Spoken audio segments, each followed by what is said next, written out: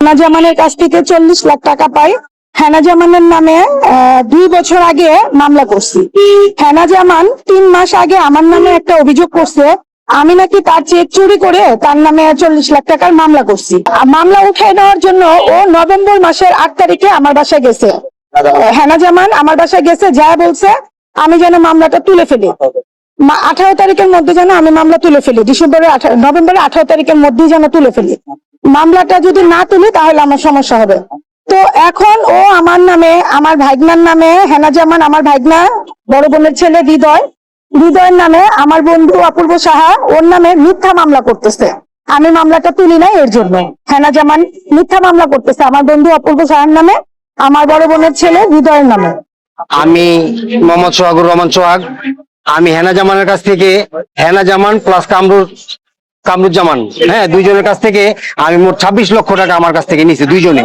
হ্যাঁ, গার্মেন্টস এর ব্যবসার বিভিন্ন রকম কৌশলে আর কি নিছে তারা টাকা। আমার একটা দোকান ছিল গার্মেন্টস এর নিচে, বিকাশের দোকান, ওই দোকান থেকে আমার টোটাল 26 লক্ষ টাকা নিছে। এই টাকা আজকে বিগত অনেক দিন হয়ে গেছে, টাকাটা দিয়ে দিচ্ছি করতে করতে করতে করতে হঠাৎ করে উধাও হয়ে চলে গেল, পাচ্ছি না কোনো খোঁজ খবর ওনার। ঠিক আছে, তো হঠাৎ করে পরে ফোন খোলা, কিন্তু পরে অনেকদিন পরে প্রায় 7-8 মাস পরে উনি আমাকে ফোন ধরলো, ধরে বলতেছে যে সাভারে আসো টাকা দিব।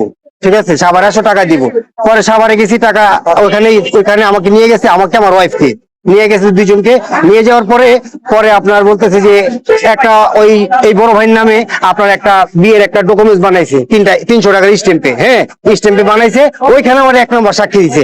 বলতেছে যে উনি আমার কাছ থেকে প্রায় 80, শামসুল আল খন্দকার, হ্যাঁ, উনি আমার কাছ থেকে প্রায় 70-80 লক্ষ টাকা পাবে। তো ওনার টাকাটা আমি দিব না, ওনার নামে একটা নারী নির্যাতন মামলা দিব, ওনার নামে একটা নারী নির্যাতন মামলা দিব। তুমি একটু ধৈর্য ধরো, ওই টাকাটা তোমার আমি ব্যাক করে দিব। ঠিক আছে, ওনার টাকাটা দিব না, তোমার আমি ব্যাক করে দিব। তুমি এখানে একটা সাক্ষী দাও। তুমি এখানে একটা সাক্ষী দাও এই স্ট্যাম্পে, হ্যাঁ, যে একটা বিয়ে হয়েছে তোমার এই আমাদের। ঠিক আছে, এরকম একটা সাক্ষী দিও তুমি। তো পরবর্তীতে আমি এখানে সাক্ষী দিছি।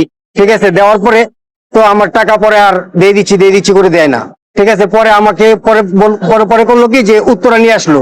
উত্তরা নিয়ে আইসা অনেক লোকজন গুন্ডা পান্ডা, আপনার আদনান সাহেব নামের একটা লোক ছিল ওইখানে, উনি আপনার ওই হেনার আর কি ভাড়াটিয়া সন্ত্রাস উনি। হ্যাঁ, ওইটা হেনার আর কি বলা ছিল একটা টর্চার সেল, ওটা হেনার টর্চার সেল আর কি। ঠিক আছে, যারা এই টাকা পাবে ওইখানে নিয়ে যায় আটকায়, ওখানে নিয়ে আটকায় মনে করে বিভিন্ন রকম ভাবে ভয়ভীতি দেখায়া স্ট্যাম্প বের করে স্ট্যাম্পে জোর করে স্বাক্ষর রাখে, স্ট্যাম্পে স্বাক্ষর রাখে। সে এখন বলতেছে আমার টাকা দিয়ে দিছে, আমার টাকা দিয়ে দিছে, কিন্তু আমার টাকা 1 টাকা ফেরত দেয় নাকি, সেটার এভিডেন্স আমার কাছে এখনো পর্যন্ত আছে। ঠিক আছে, যে আপনার এটা বলছে যেখান থেকে করছে সেখানকার লোকেরই এভিডেন্স আছে। আপনারা যদি চান আমি সেই এভিডেন্স আপনাদের কাছে আবার দিতে পারি। পরিচয় তো যখন পরিচয় হয়েছে আজকে থেকে মনে করেন 5 বছর আগে, আমার জমি বিক্রি কিছু টাকা ছিল হাতে, আমার বোন জানতো। তো যেহেতু আমার বোনটা ওখানে চাকরি করে, ওর সাথে পরিচয় আছে, আমার বোন বললো যে ভাই এখানে গার্মেন্টস এ আপনি যদি কিছু টাকা ইনভেস্ট করেন, ও লাভের একটা অংশ আপনাকে দিবে। তো ওইভাবে আমি 7.5 লাখ টাকা তাকে চেকের মাধ্যমে দিচ্ছি। তো সে যে চেকগুলি দেয়, সেগুলির ডেট ছাড়া দিয়ে কিছু চেক আমরা অজান্তি সব ডেট দিয়ে দেয়। এইভাবে সে 7.5 লাখ টাকা কাছে পাও না, সে টাকাগুলি এখন দিচ্ছে না, বরং চাইলে সে মামলা করবে আর উল্টা ভয় দেখা। তো আমি যে কোনো কারণে ভাই আমি মামলার দিকে যাইতে ইচ্ছুক না। এই পর্যন্ত সে আমার বিরুদ্ধে মামলা দেয় নাই, কিন্তু আমি কিছুদিন আগে আমার চেকের এগেইনস্টে মামলা করছি। আমি আমার টাকা ফেরত চাই, এবং এই প্রতারক থেকে বিভিন্ন জন থেকে আপনারা শুনছেন যে হেনা জামান, আমি হেনা জামানকে, হেনা জামান আমার টাকা নিচ্ছে, আমার বাচ্চা টাকা নিচ্ছে। আমি আমার টাকাটা ফেরত চাই, এবং আমি এটা প্রতিকারমূলক আমি আইনের আশ্রয় নিচ্ছি। আমি ফেরত এই প্রতারক থেকে যেন মানুষ মুক্তি পায়, এই ব্যবস্থা সাংবাদিক এবং প্রশাসনের কাছে আমার দাবি। এগুলো উনি বিক্রি করে দেয়, আমার মতে বিক্রি করে দেয়। আমি যখন বিচার সালিশ বসাই থানাতে, প্লাস ওনার গার্মেন্টস এর মালিক সমিতি, আমি মালিক সমিতির সেন্ট্রাল কমিটিতে আছি প্রচার সম্পাদক হিসেবে। আমাদের মালিক সমিতির সভাপতি সহ বিচার বসছিলাম, মালিক সমিতির সভাপতি সহ বিচার বসছিলাম। একটা বিচার ফয়সালা হয়েছিল, কিন্তু এটা উনি না মেনে আমাদের মাল উনি গোপনে বিক্রি করে দিয়ে এখান থেকে পালাই চলে গেছে। উনি পালানোর কিছুদিন আগের ঘটনা। তো এর বিরুদ্ধে আমরা যখনই ওনাকে খুঁজতে যাই অথবা ওনার আত্মীয় স্বজনের কাছে যাই, তখন আমাদের বিরুদ্ধে মামলা করছে। বিশেষ করে আমার বিরুদ্ধে 78 লাখ টাকার মামলা করছে। এই মামলা 406 এবং 420 মামলা করছে। এটা তদন্ত দিছে খিলগাঁও থানাতে। খিলগাঁও থানা আমার পক্ষে রিপোর্ট দিছে, এবং এই মামলার কোনো ভিত্তি নাই, এবং আমি ওনার থেকে 29 লাখ টাকা পাই, এটা প্রুফ ওনারা দিছে।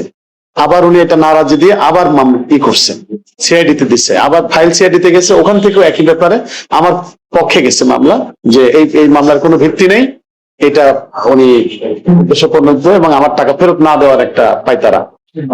আবার উনি নারাজি দিছে, আবার চলে গেছে পিবিআই তে, পিবিআই থেকে একই রকম ভাবে আমার পক্ষে গেছে এবং ওনার বিপক্ষে গেছে। এখন এই মামলা 2বার করে শুনানি। লাস্ট একবার উনি অনুপস্থিত ছিল, সম্ভবত বগুড়া উনি জেলখানায় ছিল, সেই সময় ডেট পড়ছিল, উনি উপস্থিত হতে পারে নাই। আগামী 29শে জুন এই মামলার শুনানি আছে। তো আমার পক্ষে তিনটা অ্যাসোসিয়েশন থেকে গেছে, কিন্তু এই যে হয়রানিমূলক মামলা করে যাচ্ছে, আমি 29 লাখ টাকা পাই, আমার মাল বিক্রি করে খেয়ে ফেলছে, অথচ উনি আমার বিরুদ্ধে মামলা দিচ্ছে, হয়রানি করছে। হ্যাঁ, আমার পক্ষে 3টা অ্যাসোসিয়েশন থেকে গেছে, এখনো উনি ক্ষান্ত হন নাই। উনি ওখানে কান্নাকাটি করে, কোর্টের মধ্যে কান্নাকাটি করে, এরপর আবার নারাজি দেয়, আবার আরেকটা প্রতিষ্ঠানে চলে যায়। আর প্রতিষ্ঠান বাকি আছে সম্ভবত ডিবিতে, আর একটা প্রতিষ্ঠানে বাকি আছে। আমি 3টা আমার পক্ষে গেছে। এরকম অসংখ্য লোক, আমি 5-7 জন 10 জনের অ্যাড্রেস জানি যারা এরকম প্রতারণা ওনার কাছ থেকে তার মানে আপনারা বলছেন যে আপনাদের টাকা না দেওয়ার জন্যই মূলত সে জি জি জি, সে সেফ থাকার জন্য হিসেবে আখ্যায়িত দেওয়া যায়। হ্যাঁ, এবং পিপিআই থেকে তাকে প্রতারক হিসেবে করছে, আখ্যায়িত করছে। কারণ সবগুলা প্রতিষ্ঠান থেকে এরকমই হচ্ছে, এবং কিছুদিন পর পর সে জায়গা চেঞ্জ করে। আজকে খিলগা, কালকে গাজীপুর, তারপরে আশুলিয়া, এবং এই ধরনের প্রতারণার সব একে ওনার স্বামীকে নিয়ে, ওনার স্বামী পুলিশ কনস্টেবল কামরুজ্জামানকে নিয়ে এই প্রতারণা করে। এবং ওনার স্বামী যে কনস্টেবল এই পরিচয় কখনো দেয়নি, কখনো বলছে এসআই, কখনো ওসি, বিভিন্ন জায়গায় ডিবির অমুক পজিশনে আছে, এবং এই ভয়ভীতি দেখানো হয়। এইভাবে ভয়ভীতি দেখায় পুরো সমাজটাকে উনি ধ্বংস করছে। বিশেষ করে খিলগাতে উনি দীর্ঘদিন ছিলেন, আমার বাসাও খিলগা, এখানে মিনিমাম 5-7 জন 10 জনের সঙ্গে এগুলা করছে। মানে অসংখ্য মানুষের সঙ্গে করে হচ্ছে। আমার দাবি হচ্ছে ওনাকে ঠেকাইতে হবে। উনি সমাজটাকে একদম সার্কার করে দিচ্ছে, আমাদের বিরুদ্ধে হয়রানিমূলক মামলা, এবং আমরা যে টাকা পাই টাকা না দেওয়ার তারা, এগুলো কি ব্যবস্থা আছে আপনাদের কাছে প্রচার করে এগুলো বন্ধ করবেন। পুলিশ প্রশাসনও আমরা আপনাদের কাছে আমাদের দাবি।